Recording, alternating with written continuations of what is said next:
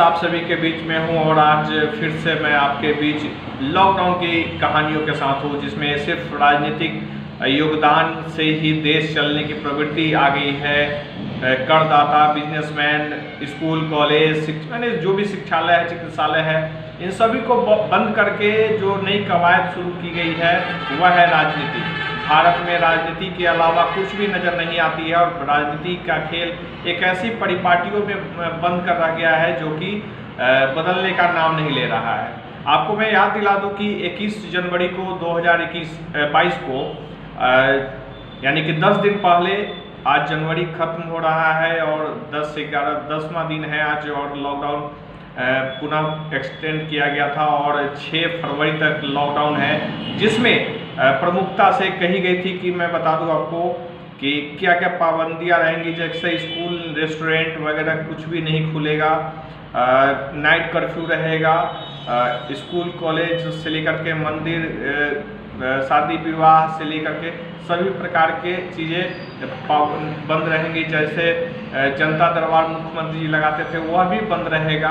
अगले आदेश तक सीएम समाज सुधार यात्रा कर रहे थे, वो बंद कर दिया गया। पूरे बिहार में रात 8 बजे तक ही दुकान खुलेंगी, आवश्यक सेवा की दुकानें खुलती रहेंगी, लेकिन रात को 10 बजे से लेकर के सुबह 5 बजे तक कर्फ्यू लागू रहेगा। स्कूल, कॉलेज फिलहाल बंद रहेंगे, ऑनलाइन क्लासेस पे जोर होगा। जो ऑनलाइन कितना चल रहा है, डिजिटली कितना हम प्रॉम्प्ट है, कितने मजबूत है, वो तो नरेंद्र मोदी जी के विभिन्न प्रकार के प्रोजेक्ट से देखा हुई होगा आपने। और कई बार मैं लाइव सेशन भी करता हूँ तो उसमें आपने देखा होगा कि क्या स्टोरी है यहाँ पे ऑनलाइन का। वहीं सरकारी और गैर सरकारी जो कार्यालय है उसमें 50% ही कर्मचारी के साथ चलेगा। बाहरी लोगों के ऑफिस में आने जाने पर पाबंदी होगी। सभी पूजा स्थल और श्रद्धालुओं के लिए बंद रहेंगे। साथ ही साथ मंदिरों में सिर्फ पूजा करने के लिए एक पुजारी सिर्फ रहेंगे। सिनेमा हॉल, जिम, क्लब सब कुछ बंद रहेगा, यानी पूर्ण रूपेण बंद रहेगा। शादी समारोह 50 लोगों से ज़्यादा नहीं, अंतिम संस्कार में 20 लोगों की उपस्थिति होगी।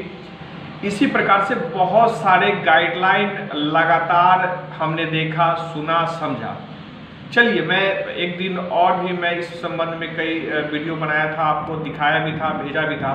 मैं आज पुनः एक वीडियो ऑडियो मैं आपको दिखाता हूं, जिसको आप देखिए, समझिए कि किस प्रकार से, किस परिस्थितियों में यहाँ की परिस्थितियाँ बदलने का नाम लेगी। राजनीतिक की जो चेतना है, आप याद कर लीजिए कि 5 राज्यों में चुनाव है और वहाँ पे चुनाव आयोग जब चुनाव की घोषणा किया था तो यह कहा था कि कोई भी रैली नहीं होगी, किसी प्रकार के चुनावी दंगल की संभावनाओं को उन्होंने खारिज कर दिया था।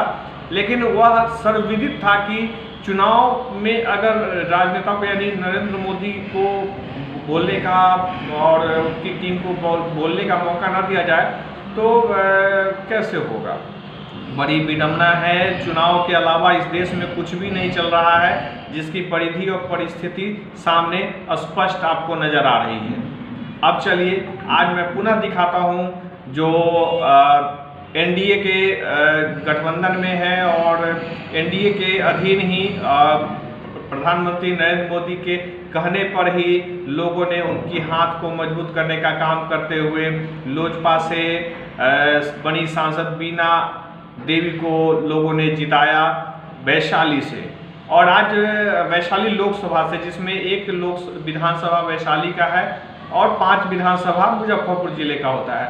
और मुजफ्फरपुर जिले से विधान परिषद के सदस्य उम्मीदवारी के लिए ताबड़तोड़ करने वाले उनके पति दिनेश सिंह लगातार वो जदयू से निष्कासित हैं, क्योंकि उनकी पुत्री लोजपा से चुनाव लड़ गई थी नीतीश कुमार जी के खिलाफ में, यानी एनडीए के खिलाफ में चुनाव लड़ी थी विधानसभा में। इस समय दिनेश कुमार सिंह को हटा दिया गया था।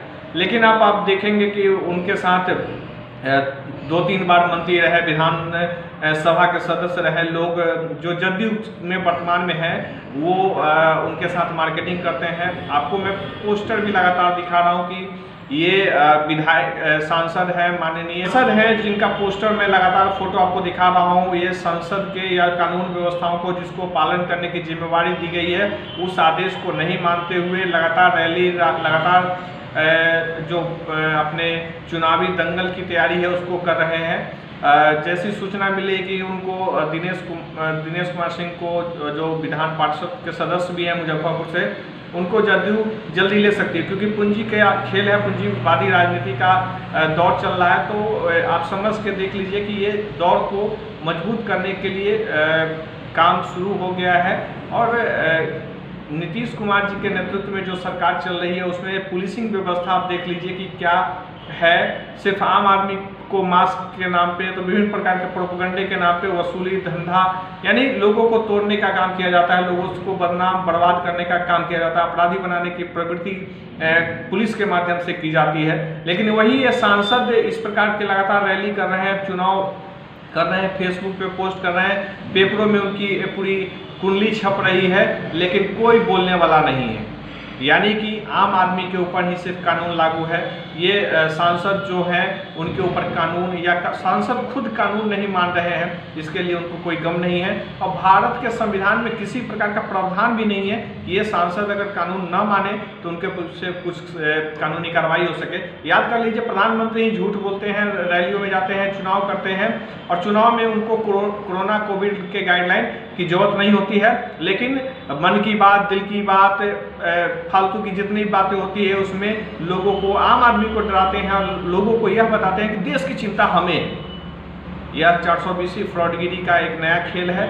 समझते रहिए, बूझते रहिए, और जो मतदान का अधिकार आपको मिला है उस मतदान के अधिकार का प्रयोग करिए, नहीं तो बर्बादी की कहानी तो भारत की लिखी जा रही है मोदी जी के नेतृत्व में। और कितनी बर्बादी लिखी जाएगी, चोर बेईमानों क्रिमिनलों की बहुतायत संसदों में बढ़ाई जा रही है, सदनों में बढ़ाई जा रही है। पैसे पूंजी के आधार पर लोकतंत्र को मजबूत करने की जो कवायद चल रही है उसमें आम आदमी कहाँ बचेगा, उसको समझने की जरूरत है।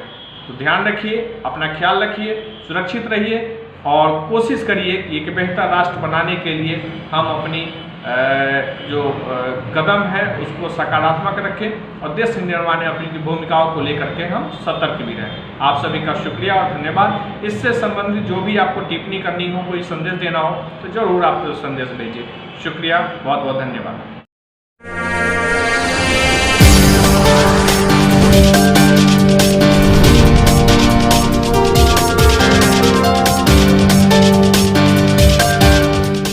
नमस्कार, कल मैंने एक दोबारा आया के लिए और इसलिए आया हूं आग्रह किया था कि आप मुझे कुछ अपना संदेश दें। वैशाली में पत्रकारिता के माध्यम से मैंने कुछ आवाज पदाधिकारी के बनने का काम किया। नगर थाना हमारी संचालित